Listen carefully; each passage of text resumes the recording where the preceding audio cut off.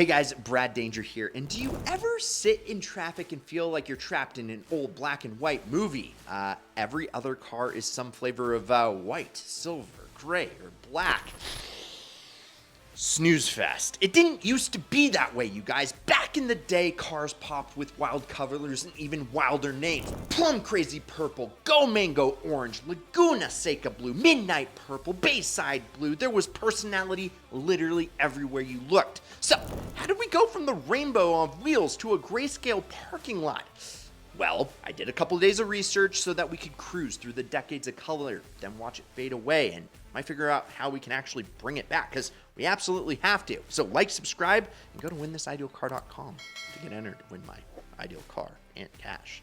Okay, so cars didn't start colorful. The first Fords were famously any color as long as it was black. But once post-war optimism hit, the world wanted joy on four wheels, and to find the gold at the end of the rainbow. The 50s were pastel heaven. Think two-tone Bel Airs in mint green and cream, baby blue Thunderbirds, cotton candy pink Cadillacs. Automakers sold color like candy because the world was finally happy again. The 60s cranked the saturation. Ferrari stayed with Rosso Corsa, but Lamborghini rolled out neon oranges and yellows that looked like they escaped a comic book. British sports cars gleamed in proper racing green, and Japan's first performance machines wore bold reds and ocean blues. Parking lots looked like someone spilled a box of Skittles. Then came the 70s and the absolute peak, you see, the high-impact paint era. Dodge and Plymouth unleashed Plum Crazy, Panther Pink, Top Banana, Sublime, and Go Mango. Even the name sounded fast. By 1973, 8 out of 10 cars sold in America wore real color. Porsche joined in with wild tones like Viper Green and Signal Yellow. Even Lincolns came in 20-plus shades.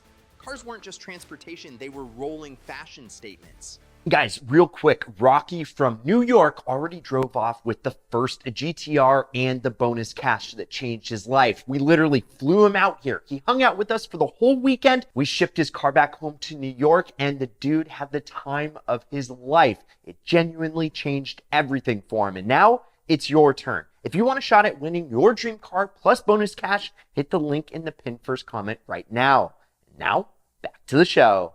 But right after the Technicolor explosion, and remember, you got to dream in Technicolor, the lights, well, they were turned off. Oil crisis, inflation, people got serious, and so did their cars. The bright oranges and purples vanished, replaced by browns, beiges, and olives. The late 70s loved its earth tones. Then 1977's bike Smokey and the Bandit made black cool again. Suddenly, every wannabe outlaw wanted a black Trans Am. The 80s brought metallic everything. Paint tech improved, flakes sparkled, and silver became the color of the future. Automakers ditched solid paints for shimmering ones. The high-tech vibe made silver the new status symbol. Even performance cars like Supras, RX-7s, and 911s went stealth mode in gray or white. The 90s had its teal and emerald green moments, and shout out to every Civic EX and Mustang GT that looked like a bottle of mouthwash.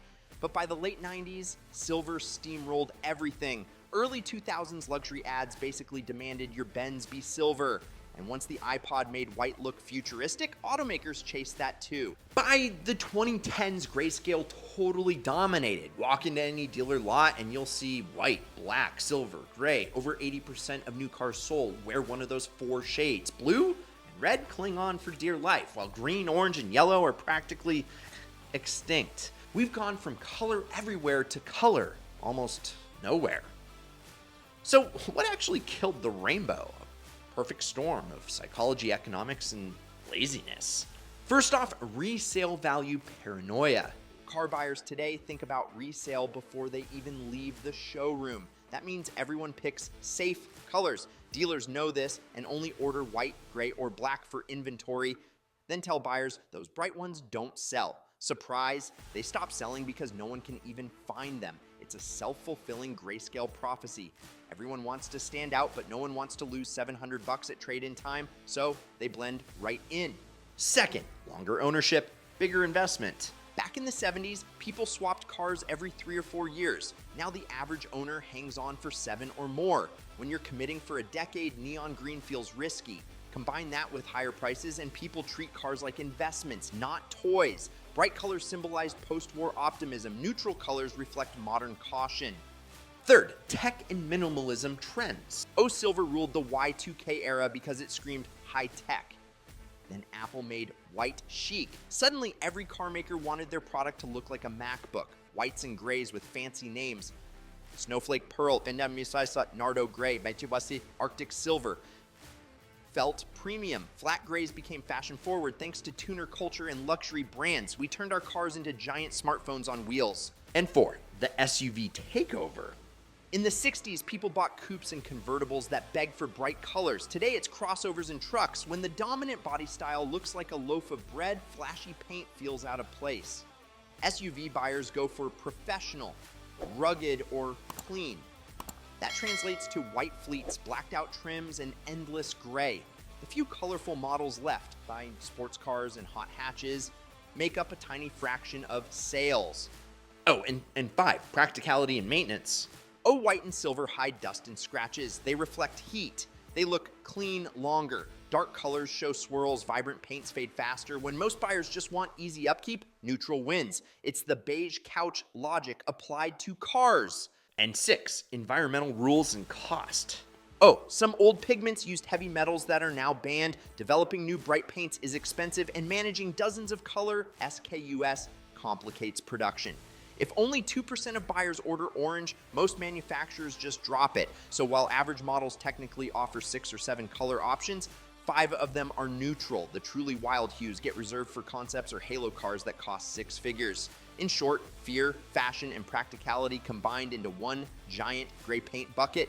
Manufacturers followed our lead, we followed theirs, and now we're surrounded by monochrome traffic. Thankfully, though, not everyone surrendered. Performance brands still understand emotion sells. Porsche offers wild custom shades through its Paint to Sample program. Anything from lava orange to mint green if you're willing to pay. BMW's individual division will still coat your M3 in techno violet or Laguna Seca blue. Lamborghini never met a neon it didn't like, and Dodge proudly resurrected its high-impact palette for modern challengers. Plum Crazy, Sublime, Go Mango, you name it. Those colors sell out fast, proving the appetite's still there. Even mainstream brands experiment. Toyota's TRD Pro lineup rotates a wild new color each year. Everything from army green to solar octane. Mazda quietly pushes deep reds and soulful metallics. Ford launched grabber blue Mustangs again because nostalgia works. So the fight for hue isn't over.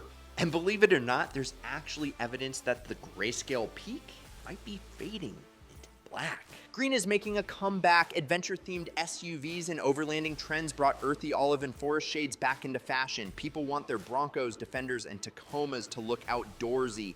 EV brands are playing with color. Electric cars need to stand out, so manufacturers give them bolder palettes. Tesla's deep reds, Rivian's glacial blues, Hyundai's wild pixel tones. When you're trying to look futuristic, beige doesn't cut it. Wraps change the game. You no longer need a paint booth to get personality. Vinyl wraps can transform a car overnight. Matte pink, chrome gold, camo, whatever your heart desires. They protect the paint and cost a fraction of a respray. Enthusiasts embraced wraps to rebel against the dull factory options, and the trend exploded.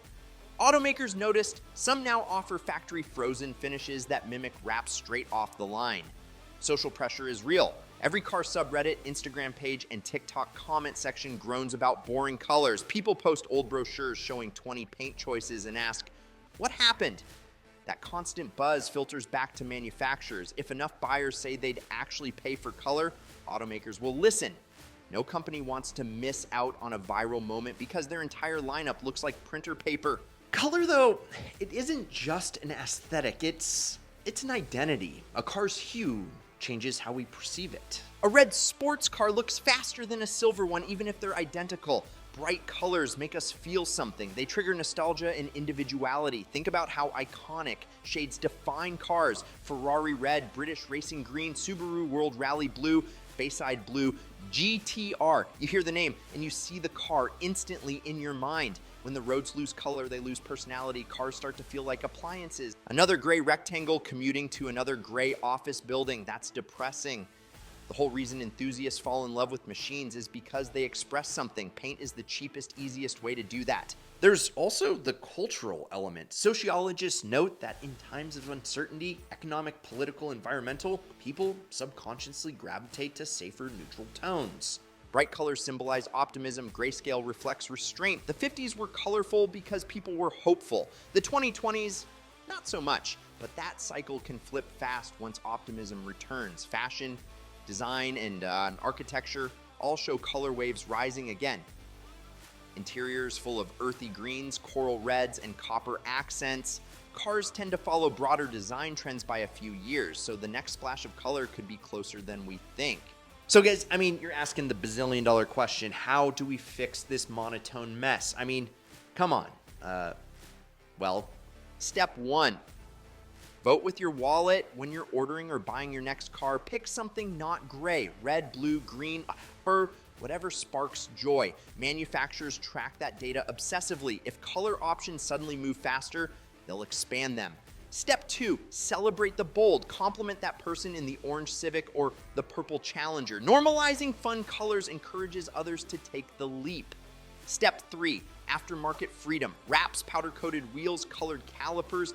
Personalize your ride. The more individuality out there, the harder it is for automakers to ignore. Step four, push manufacturers. Comment on their posts, fill surveys, tell dealers you want options. Car makers love to say they listen to the community, make the community loud.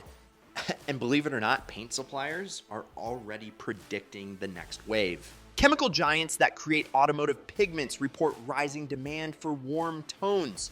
Copper, emerald, deep orange, mixed with sophisticated matte finishes. They call it expressive minimalism, where color still pops but feels refined. Translation, even corporate executives are bored of silver. Autonomous and electric vehicles might also bring new rules. Visibility sensors favor certain hues for safety and reflectivity, potentially pushing designers to rediscover lighter, brighter paints. And with sustainability now a selling point, some manufacturers experiment with eco-friendly pigments derived from algae and minerals, which naturally produce intense blues and greens. The irony? Environmentalism could literally bring color back to cars. So why should we care? Well, because cars are culture. They tell a story decade by decade.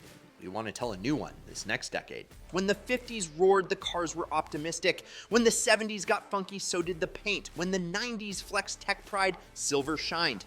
The lack of color today says something too. Maybe that we're cautious, maybe that design got homogenized, maybe that buying a car feels more like buying a smartphone. But we don't have to accept it. We can decide that driving should be fun again. Visually, emotionally, everything. Imagine a highway where a lime green GR86 darts past a deep blue Bronco, a crimson Miata follows, and a bright yellow Civic Type R blazes by. That's a world that feels alive. So, where did all the color go? It faded under pressure from resale worries, cautious tastes, and cookie-cutter design. But color never truly dies. It just waits for the next generation brave enough to bring it back. The solution, you guys, is really simple. Stop playing it safe. If you're ordering a new car, just skip the silver. Choose something loud. If you already own one, well, wrap it, repaint it, express yourself, your inner self, your beautiful self. I love you. The more of us who do, the more automakers will realize color sells happiness. Life's too short to drive boring cars, and the world has enough gray already. Let's turn traffic back into a moving art gallery. Viva la color. And if you enjoyed this video, well, like, subscribe, turn on that notification bell, and remember to go to winthisIdealCar.com to get entered to win my dream car that you could win, plus cash. Also, I pinned do it in the pin first comment. And check out these Ideal vids over here. I'm Brad Danger. This is Ideal. We'll catch you next weekend. Promise me one thing. Keep living the Ideal lifestyle.